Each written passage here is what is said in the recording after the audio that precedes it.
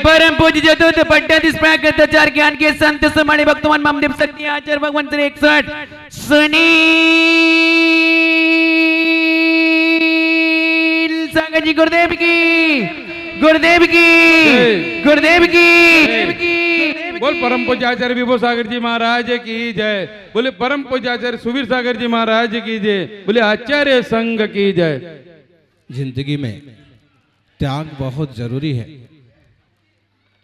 जिंदगी में त्याग बहुत जरूरी है।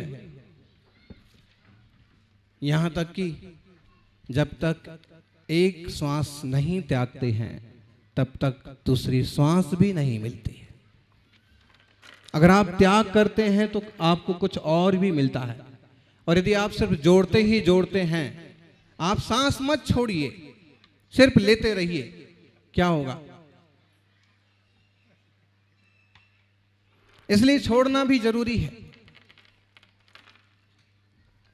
जिंदगी में एक बात हमेशा ध्यान रखिए, पेड़ ऐसा पकड़ना जिसकी जड़ मजबूत हो। पेड़ ऐसा पकड़ना, कभी कोई आपत्ति विपत्ति पड़ जाए, आंधी तूफान हो, बारिश हो, पेड़ ऐसा पकड़ना कि जिसकी जड़ मजबूत हो, और काम ऐसा करना कि जिसका परिणाम अद्भुत हो। बाहुबली कॉलोनी वालों ने महा महोत्सव किया है, लेकिन इसके पीछे उद्देश्य बहुत अच्छा रखा है कि एक बड़ा सारा हॉस्पिटल बनाना चाहते हैं। और अभी मंत्री जी अर्जुन की तरह निशाने पर तीर लगाने वाले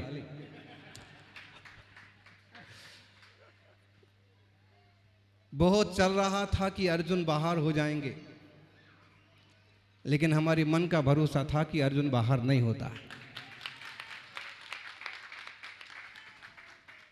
मालवीय जी बहुत बार आते थे, आशीर्वाद उनको भी दिया।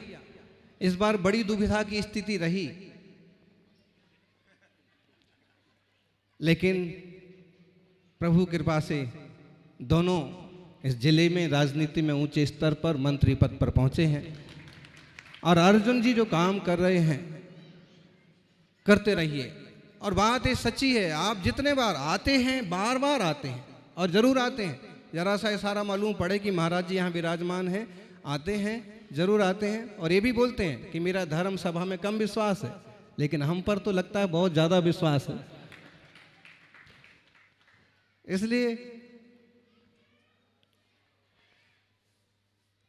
जनता के काम करते रहें, समाज सेवा करता रहें। और एक बहुत अच्छी बात जो आपने कही, जो अक्सर कर साधु कहते हैं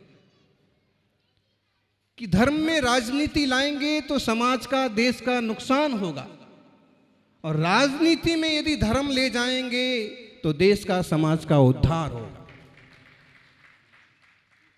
शब्द लगभग मिलते जुलते हैं, लेकिन आशय बहुत गजब का है।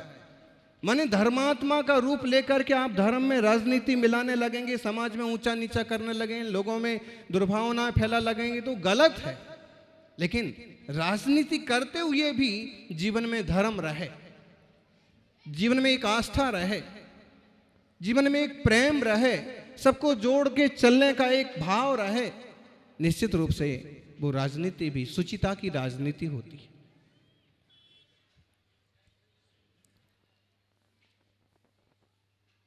देश में एक समय चंद्रगुप्त मौर्य का राज्य था। राजनीति में वो गुरु मानते थे चाणक्य को, और धर्म का गुरु मानते थे भद्रबाहु आचार्य को, जो एक दिगंबर जैन मुनि संत थे। एक अवसर ऐसा आया जब यूनानियों ने, विदेशियों ने देश पर आक्रमण किया। उसी समय उन्हें पाटलिपुत्र पर भी आक्रमण करना था, और उसी समय हुणों ने, दूसरों ने देश पर आक्रमण किया। चंद्रगुप्त की बुद्धिमानी देखिए कि उन्होंने कहा कि देश में जो दुश्मन है या देश में जिन्हें हम दूसरा मान रहे हैं, उनसे तो हम बाद में निपट लेंगे, पहले विदेशी शक्तियों को रोकना जरूरी है। और इसलिए सबसे पहले उन्होंने विदेशियों का मुकाबला किया, उन्हें पराजित किया, देश की सीमा सुरक्षित की, बाद में देश की रियासतों को मिला करके पूरा का पूरा एक विकसित राष्ट्र बनाया। लो, अब वर्तमान मंत्री हैं तो पूर्व मंत्री का होना भी तो जरूरी है। भवानी जी।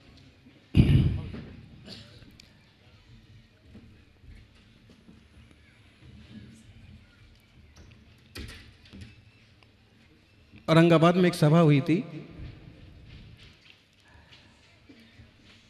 महाराष्ट्र में, महावीर जयंती के दिन।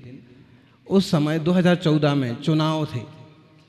ऐसा संयोग बना कि वहाँ की सांसद और सांसद उम्मीदवार चंद्रकेंद्र खैरे और शिवसेना से, और कांग्रेस के सारे नेता राजेंद्र दर्डा वगैरह उस तरफ फेमस हैं। जैसे यहाँ भवानी, अर्जुन जी, जैनेन्द्र जी, ये फेमस हैं, वहाँ वो लोग भी बहुत फेमस हैं। सब के सब उसी मंच पर आ गए और सबको चाहिए है सांसद बनने का आशीर्वाद। 2014 में हुए ना चुनाव, तब की बात। तब हमने ऐसा तो कुछ नहीं बोला, लेकिन हमने ये जरूर बोला कि आज भी जैन धर्म में, कहिए आज भी धर्म में इतनी क्षमता है। जो हम फोटो देखते हैं, महावीर स्वामी के सामने एक फोटो बना दिया जाता है कि शेर और गाय एक घाट पर पानी पी रहे हैं। सौभाग्य है धर्म का कि धर्म सभा में जाकर के विरोधी पार्टी के नेता भी एक घाट पर पानी पीते हैं, भाईचारे की, प्रेम की, आत्मीयता की बात करते हैं। अगर आज इतना धर्म का अस्तित्व और प्रभाव है तो ये भी हमारे देश का सौभाग्य है। वरना विदेशी नीतियों में देखिए आप लोग क्या से क्या कर डालते हैं। हमने नीति, राजनीति, ये सारी चीजें हैं, 2 नंबर पर हैं। 1 नंबर पर है मानवता, समाज का उद्धार, देश का विकास।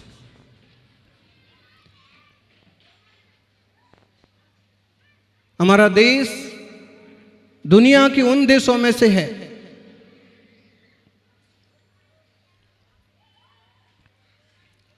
जो आत्मनिर्भर, सुविकसित और सांस्कृतिक है। राष्ट्र ऋषि, विश्व ऋषि कहलाता है यह देश, हमारे आचरण, हमारी पद्धति से। ऐसे दिगंबर नग्न तपस्वी साधुओं के दर्शन मिलते हैं तो केवल इसी देश में मिलते हैं, कहीं और दुर्लभ है। और इनकी साधना और इनकी निर्मलता की तो बात क्या करना। पंच महाव्रत, अहिंसा, सत्याचौर्य, पूर्ण ब्रह्मचर्य और संपूर्ण परिग्रह का त्याग।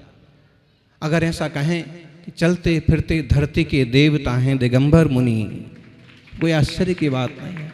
ऐसा अजूबा देखने को, जो विश्व के 7 अजूबे की बात करते हैं, सबसे बड़ा अजूबा तो देखा जाए तो यही है कि इस कलयुग में भी अपने मन को, अपने जीवन को साध करके और समाज को उनके हित का उपदेश देते हैं, एक सही मार्ग दिखाते हैं। मिनिस्टर जी बैठे हैं। वास्तव में मिनिस्टर शब्द की शुरुआत तो मिनी से हुई, मिनी, छोटा। और जो छोटा बन के जीता है, ऐसे लगता है कि एक दिन वो मिनिस्टर जरूर बन जाता है। और छोटा बन के जीने का मतलब है कि सबके काम आना, सबके सहयोग करना, सबसे मिलजुल के रहना।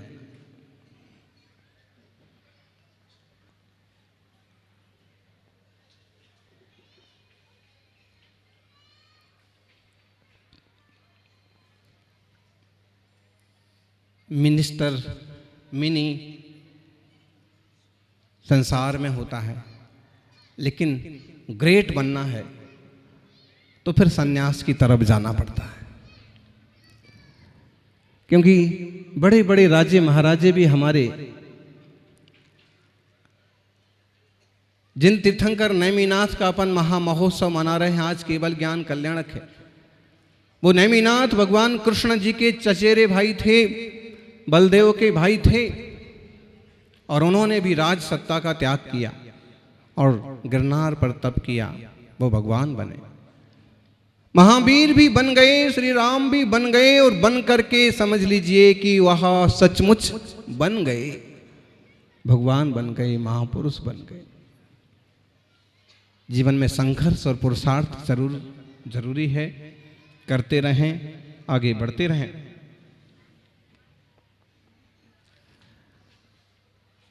खूब बड़े बने, लेकिन एक बात हमेशा ध्यान रखें कि अगर हमारी वजह से किसी की आंख में आंसू आए तो हमारा जीवन व्यर्थ है। हमारी वजह से किसी की आंख में आंसू आए तो हमारा जीवन व्यर्थ है, और यदि हमारी वजह से किसी के चेहरे पर मुस्कान आए तो हमारे जीने का कोई अर्थ है।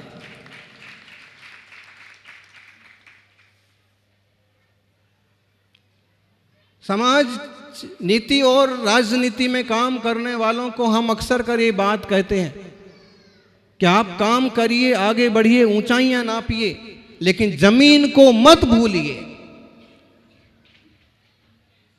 हवाई जहाज कितना भी ऊपर उड़ेगा उसे एक बार फिर वापस जमीन पर आना होगा।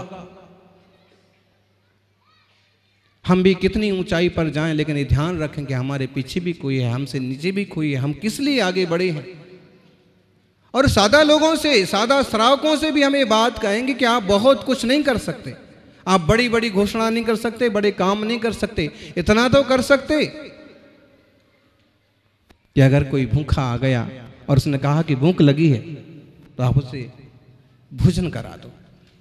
ठंड से कोई तकलीफ में दिख रहा है, आप अपना पुराना कपड़ा उसे दे दो।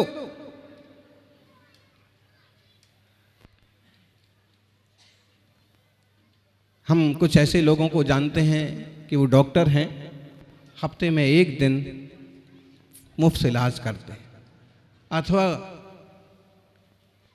कोई फीस नहीं दे पा रहा है, गरीब है, गरीब दिख रहा है, उसकी फीस औषधि की कीमत माफ कर देते हैं।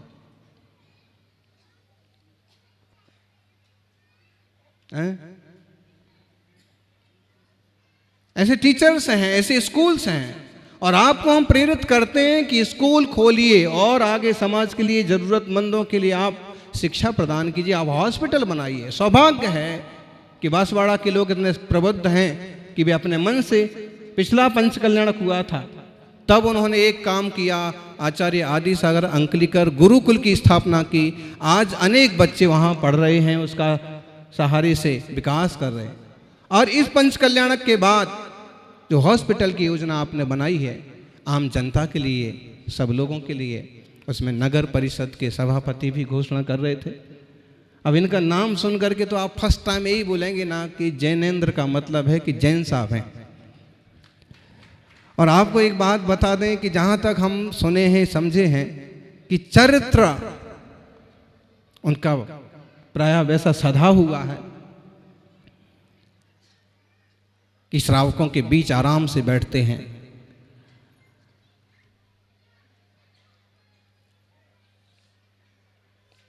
उनसे भी आपको सहयोग मिलेगा, योग बनेगा। और इसी तरह से पूरे देश में समाज सेवा के लिए आप लोग आगे आएं, जैनी भाई आगे आएं, और सभी लोग आगे आएं ताकि पिछड़े लोगों के लिए, कमजोर लोगों के लिए हम सहारा बन सकें। महावीर स्वामी कहते हैं जियो और जीने दो, और इसका मतलब ये नहीं होता है कि तुम जियो और दूसरों को उनको भरोसे छोड़ दो। इसका मतलब ये होता है तुम खुद अच्छे से अच्छा जीवन जियो, और अगर तुम सक्षम हो तो दूसरों को जीने देने में सहयोग करो।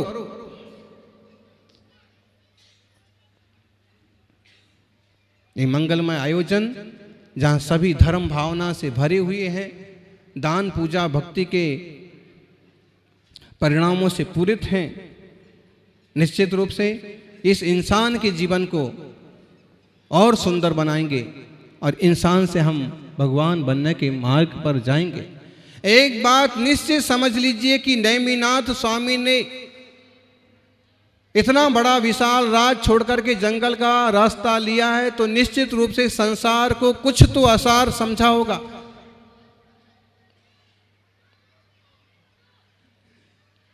और उनको कुछ नया मिला होगा ना, कुछ विशेष मिला होगा। जब तक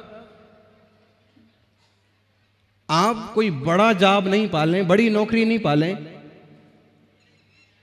तब तक आप छोटी नौकरी छोड़ते हैं, छोटा काम छोड़ते हैं? नहीं छोड़ते।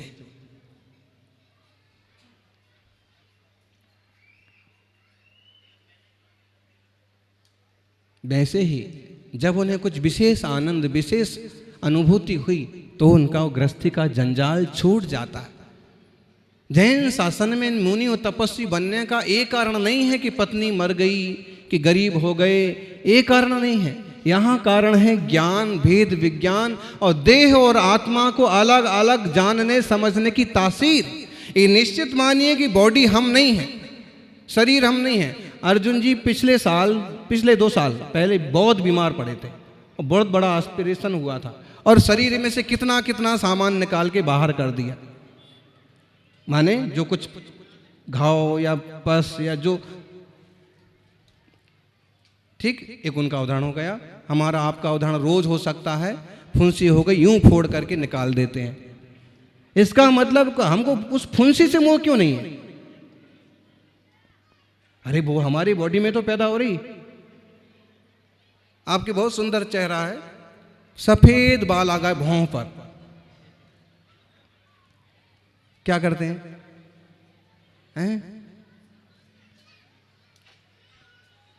निकाल के फेंक देते हैं जी, वो आपका नहीं है।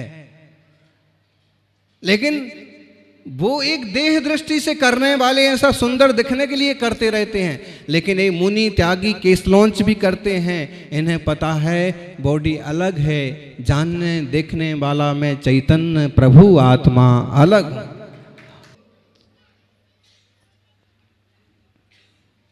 ये मंगलमय आयोजन जहाँ सभी धर्म भावना से भरे हुए हैं, दान पूजा भक्ति के परिणामों से पूरित हैं, निश्चित रूप से इस इंसान के जीवन को और सुंदर बनाएंगे और इंसान से हम भगवान बनने के मार्ग पर जाएंगे।